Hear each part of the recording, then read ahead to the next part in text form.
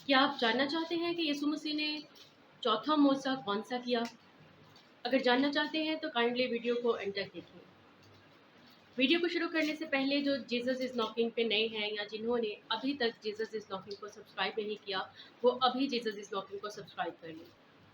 तो वीडियो को शुरू करते हैं। चौथा मोज़ा जो है ये भी यीशु ने गलील में ही किया। पहला मोज़ा भी यीशु ने गलील में किया, दूसरा मोज़ा भी गलील में किया, तीसरा भी गलील में किया और चौथा मोज़ा भी यीशु मसीह ने गलील में ही किया। चौथा मोज़ा जो यीशु मसीह ने किया वो था कि शिमौन पतरस की जो सास थी वो तप में थी, बुखार में थी, उनकी तबीयत ठीक नहीं थी, तो यीशु मसीह उनके घर गए। तो यीशु मसीह ने उसको उठाकर तो खड़ा कर दिया और उसका जो सारा बुखार था, सारी जो उसकी बीमारी थी वो यीशु नाम से चली गई। यीशु के छूने से जो है वो सारी बीमारी दूर हो गई और वो उनकी खिदमत में मसरूफ़ हो गई। तो आइए मेरे साथ देखें कि बाइबल मुक़द्दस में चौथा मोज़ा है वो किस किताब में है या किस अंजील में है। तो मेरे साथ बाइबल मुक़द्दस खोलिए। चौथा मोज़ा जो है वो मरकस की अंजील उसके पहले बाब की 29 आयत से लेकर 31 आयत तक है। तो कलाम मुक़द्दस में कुछ यूँ लिखा है,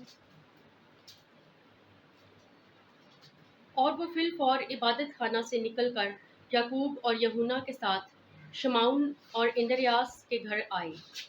शमौन की सास तख्त में पड़ी थी और उन्होंने फिल फौर उसकी खबर उसे दी। उसने पास जाकर